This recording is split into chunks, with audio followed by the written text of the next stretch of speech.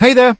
My name is David. I'm in my 50s now, living in Raleigh, North Carolina, looking back on a life I thought I had all figured out. For over 20 years, I was married to Lisa. We had 2 kids, a decent house in the suburbs, and I worked long hours at a logistics job to keep it all together. She stayed home, raised the kids, and I figured she was my partner, my rock, the one I'd grow old with. That's what I believed until I found out she'd been cheating on me with a guy in his 20s. Not just any guy, but one I welcomed into our home like he was family. Picture this. She's 43, he's 24, and they met on a flight back from her parents' place. I didn't catch her in the act. I didn't suspect a thing. I was too trusting, too naive to see through her lies. It took our divorce and some so-called friends spilling the truth years later for me to realize what she'd done. She'd been sleeping with him right under my nose, and I had no clue. But here's the twist. Her betrayal didn't destroy me. It rebuilt me. I took her lies, her games, and turned them into my strength. She thought she'd played me for a fool, smirking behind my back, but I walked away and made sure I came out stronger. Stick around, because this isn't just about her cheating, it's about how I turned the wreckage into my freedom. Welcome to Raw Reveals, where we dig into the rawest stories of betrayal and redemption. This one's mine, and it's a wild ride. So let's rewind the clock to 2015. I'm 42, living in Raleigh, North Carolina, married to Lisa for almost 2 decades. We've got 2 kids, a 12-year-old daughter and a 10-year-old son, and a modest house in a quiet suburb off Glenwood Avenue. I'm pulling long shifts at a logistics company, coordinating shipments, coming home beat but proud I'm keeping the family afloat.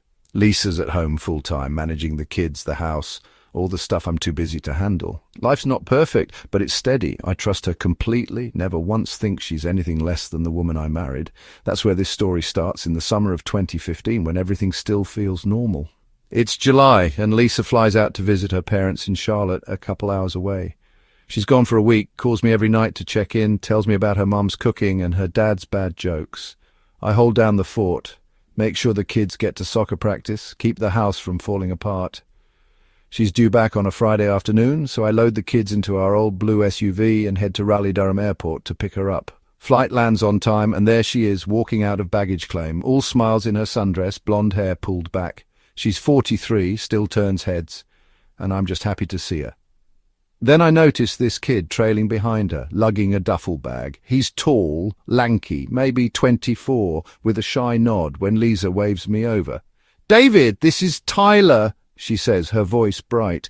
"We sat next to each other on the flight. He's a fine young man, just graduated from NC State, heading here for an internship." I shake his hand, firm grip, but he barely meets my eyes. Quiet type, I figure. Lisa keeps talking. His parents run in the same social circle as mine back home. Small world, right? He doesn't know anyone in Raleigh yet, so I told him we'd help him settle in. I nod, thinking it's no big deal. I've always been the guy who lends a hand. "Sure," I say. "Welcome to town, Tyler." He mumbles a thanks, and we pile into the SUV, kids chattering in the back, Lisa filling me in on her trip. I don't think twice about it. Next few weeks we start including him. First time's a Sunday barbecue in our backyard. I'm at the grill, flipping burgers, Lisa's tossing a salad, kids running around with a soccer ball. Tyler shows up in a polo and jeans, sits on the deck, doesn't say much. And I try small talk where he's interning, what he studied, but he just nods, keeps it short. Lisa's warmer, asks him about his folks, laughs at stuff I don't catch. I figure he's awkward, new in town, no friends yet.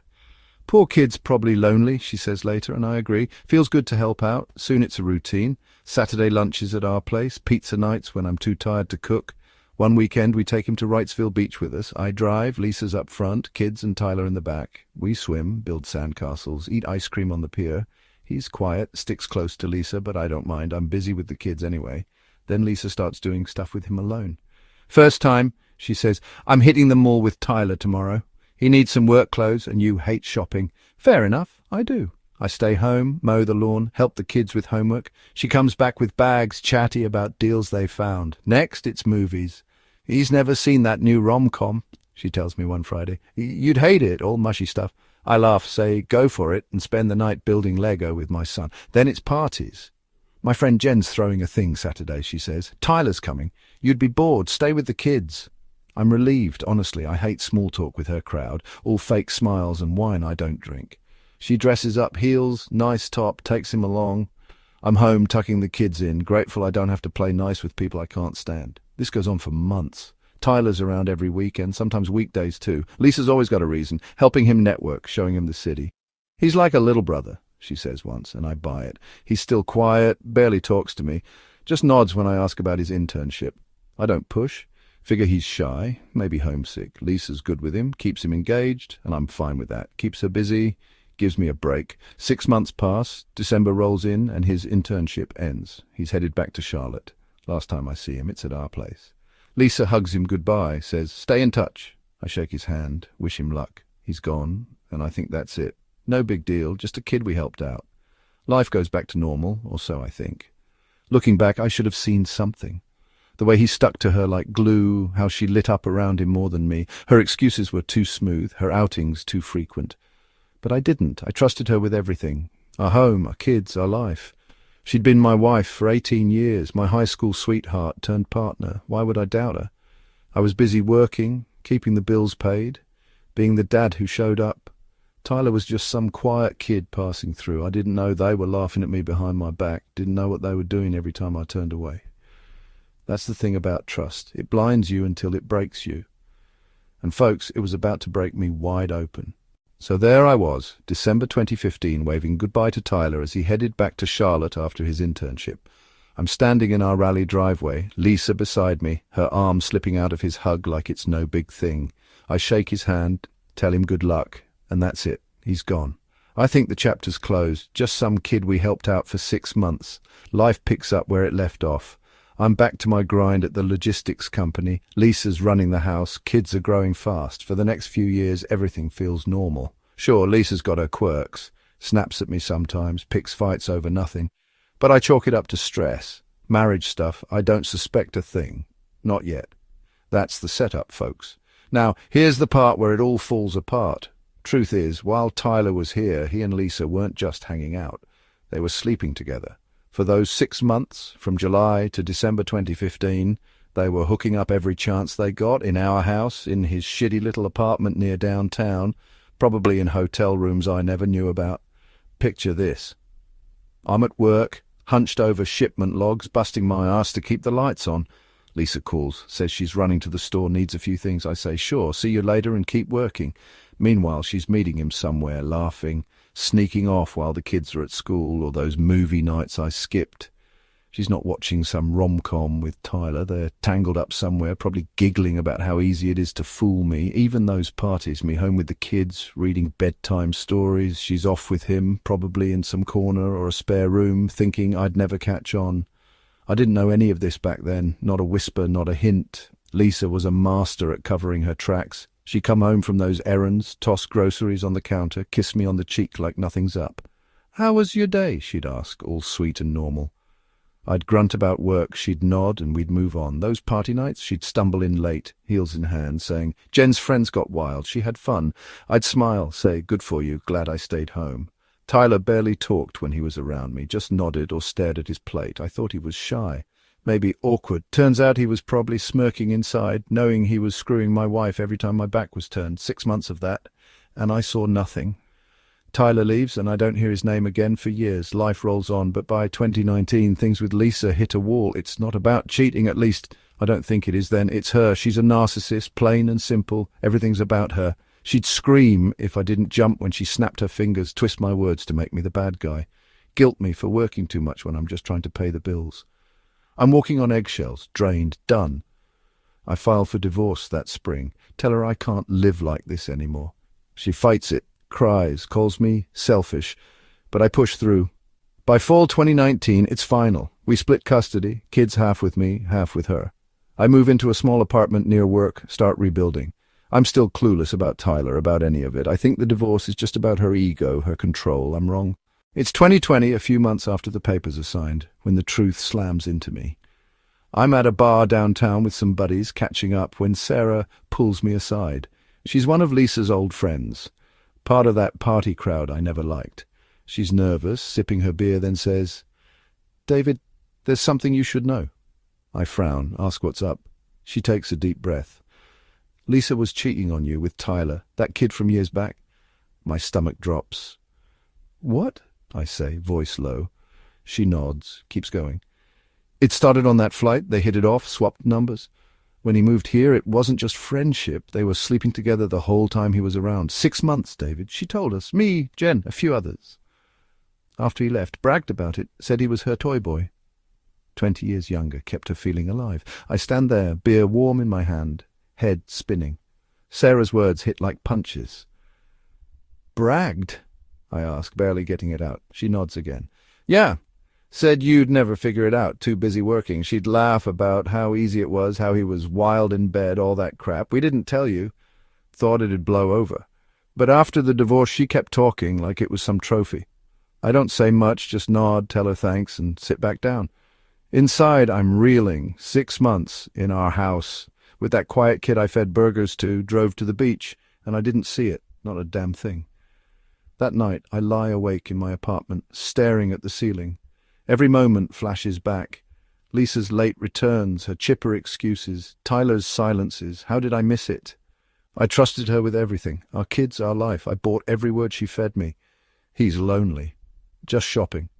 Jen's party ran late. Lies, all of it. She played me like a fiddle, and I danced right along. I'm angry, sure, but it's more than that. It's shame. I feel stupid, naive, beyond belief. I'd been working day and night, thinking I'm building something solid, while she's screwing around with a kid barely out of college. 26 years old, fresh-faced. Probably thought he'd hit the jackpot with her. And me? I'm the idiot husband who didn't have a clue. I don't confront her. We've got kids, a custody deal, and I'm too raw to face her yet, but it's eating me up.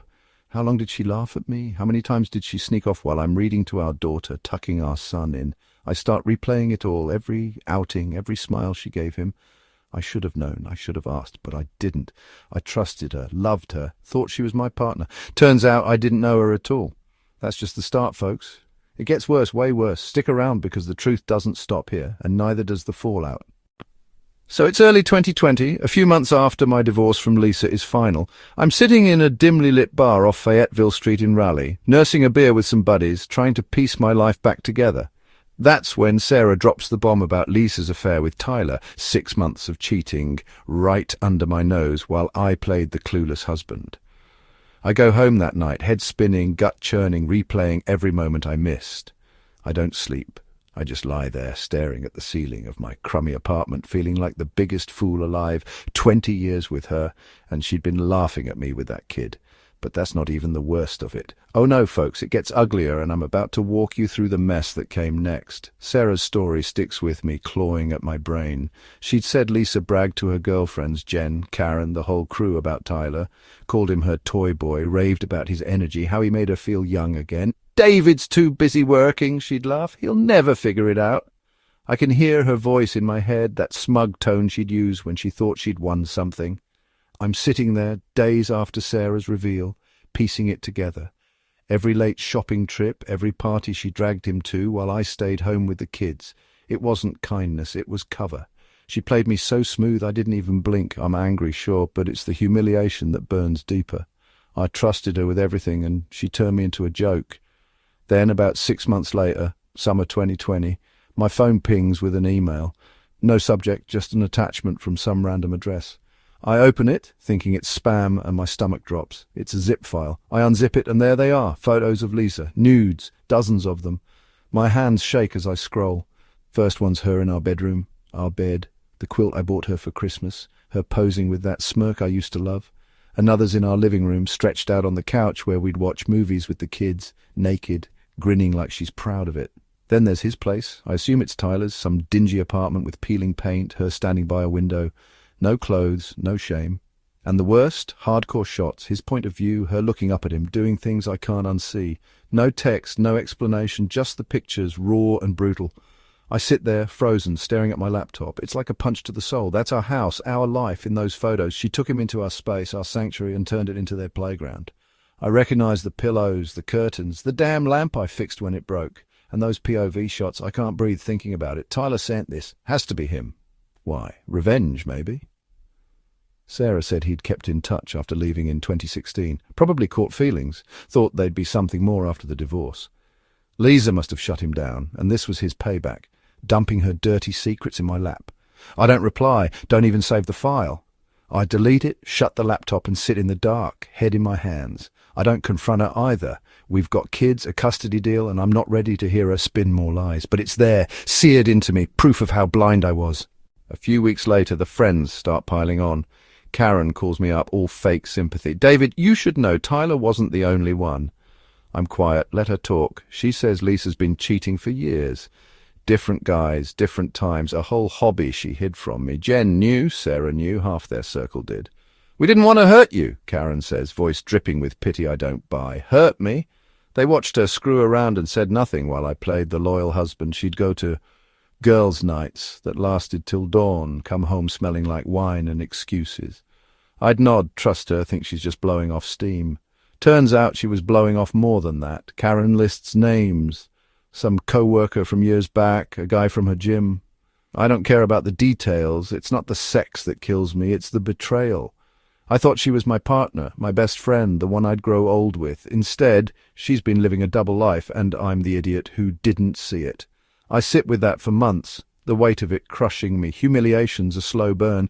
It's not just Tyler's nudes or her other flings, it's the realization I was never in on the joke. I'd work overtime, come home exhausted, fix the sink, coach the kids' soccer, all for us. My reward, her sneaking off with a kid young enough to be her nephew, laughing at how easy I was to fool. I start seeing the red flags I missed, those errands that took hours. Why didn't I ask? Her dressing up for parties I skipped. Why didn't I notice? The way Tyler barely looked at me. Why didn't I push?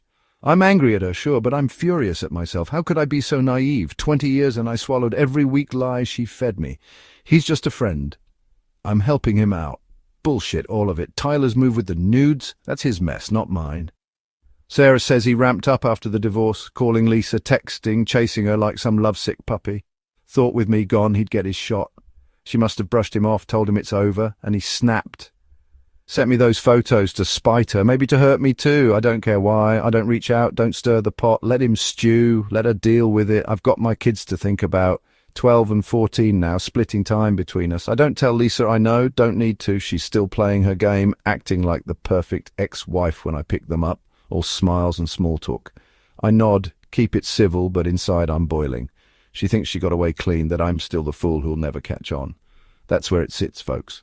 Me, a broken man staring at the ruins of a life I thought was real. The nudes, the affairs, the lies, they're not the end. They're the wake-up call. I'm humiliated, yeah, but something's shifting. I'm not just the guy she played anymore. I'm starting to see through the fog, starting to feel the anger turn into something else. Lisa's out there, probably still smirking, thinking she's untouchable. Tyler's licking his wounds, probably plotting his next move. And me? I'm done being the punchline. Stick around because this story's got more twists and I'm not staying down for long.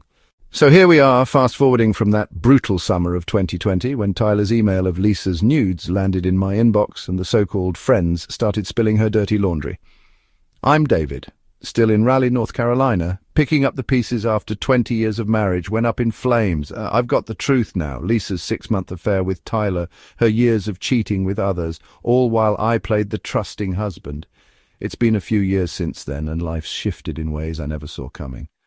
She's spiraling, I'm standing, and the fallout's a story of its own. Let's dive in, folks, because this is where her mess meets my comeback. By 2023, Lisa's life is a train wreck I don't even need to watch to know about. Word gets around. Her old friend Karen's the main pipeline, always eager to update me. Lisa's still at it, cheating like it's her full-time job. She's got a main guy now, some dude in his 50s who's fine with her sleeping around. Open relationship, they call it. Karen says there's talk of threesomes. Lisa with couples, guys, women, whatever. Rumors swirl she's bisexual, which I don't care about, but it fits the chaos. Then there's Tyler. He's moved to Charlotte for work, but every few months he's back in Raleigh, and they hook up. Karen smirks when she tells me they meet at some motel off I-40 like old times. I nod, say nothing. It's her circus, not mine. Karen drops the latest last year. Lisa's been diagnosed with BPD, borderline personality disorder. Explains a lot, doesn't it? The narcissism, the need for attention, the way she'd flipped from sweet to vicious in a heartbeat. I don't know if it's true. Don't care enough to ask. But it tracks. She's still in our old house, the one I left after the divorce. Kids say it's half empty now, her barely there. She's out chasing whatever thrills next, leaving the place we built to rot. My daughter, 20 now, tells me, "Dad, she's a ghost, always gone, always with someone new." My son, 18, just shrugs when her name comes up. They don't visit much. They're with me most weekends, crashing at my new place near Lake Johnson. A small condo, nothing fancy, but it's home. That's the flip side, my kids. They've grown up fast since 2019, and they've picked their side. Not because I forced them, but because Lisa's a stranger to them now. I'm the one who shows up, games, graduations, late-night talks when they need it. After Sarah's bombshell and Tyler's photos, I told them the truth, kept it simple. Your mum made choices. I couldn't stay. They didn't ask much, just nodded, but I saw it sink in. Over time, they pulled away from her. She'd call, they'd dodge. She'd push, they'd ghost. Last Christmas, my daughter said, "She doesn't get us, Dad, you do." That's my win, quiet as it is. They're fine. College, jobs, good heads on their shoulders. I'm proud of that. Me, I'm a different man now. Divorce hit hard. Financially, it was a bloodbath. Lisa took half of everything. Savings gutted, house gone. I spent 2020 and 2021 clawing back, working extra shifts, living cheap in that first apartment. By 2022, I'm stable. New job, better pay, condo's mine. Emotionally, it's trickier. Those nudes, the lies, they left scars. I don't trust easy anymore. Haven't dated, haven't tried. Every time I think about it, I see Lisa's smirk, hear her, "He's just a friend" bullshit. I'm done with that game. But here's the thing, I don't hate it. I like this version of me better. Tougher, sharper, no more fool. I used to bend over backwards for her, for everyone. Now I stand straight. Say no, mean it. That's growth, even if it came through fire. The friends keep at it, though. Karen, Jen, the gang, they love dropping Lisa updates like it's their duty.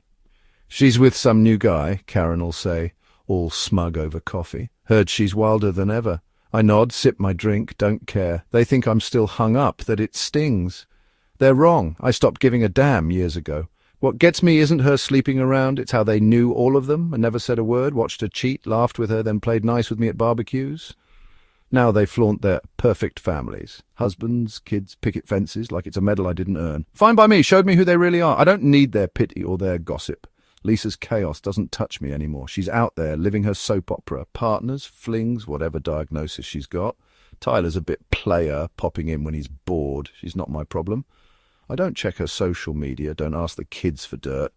Last I heard from Karen, Lisa's main guy's cool with her ways, probably cheating too. Perfect match, right? I don't wish her ill, don't wish her anything. She's a ghost from a life I don't live anymore. My world's smaller now, but it's solid. Work's good, kids are close, I've got my routines, hiking the trails around Lake Johnson, grilling on my tiny balcony, catching games with my son. Simple, steady mine. Looking back, the sting's still there, faint, but real. Not about her screwing Tyler or anyone else.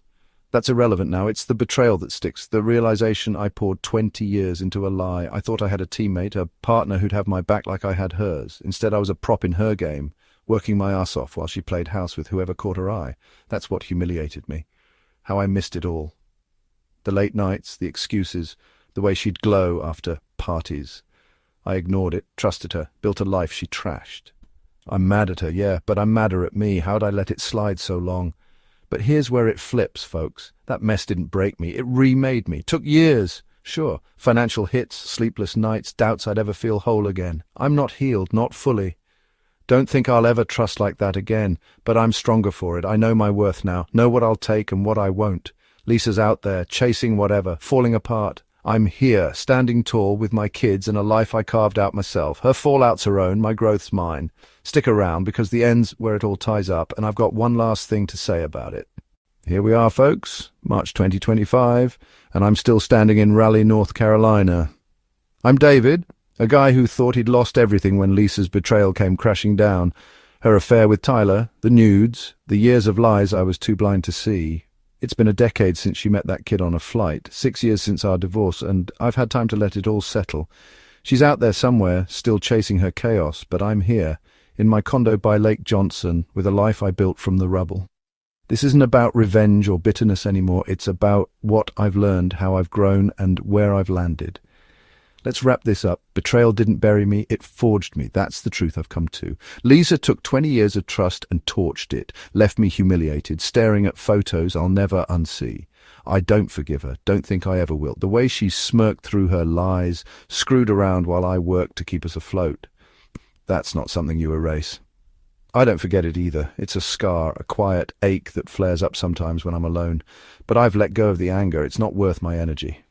She's a footnote now, a ghost from a past I don't live in. Her life's her mess, flings, rumours, whatever diagnosis she's juggling. I've got my kids, my peace, and that's enough.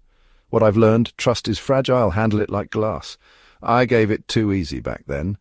Ignored red flags because I wanted to believe in her, in us. Never again.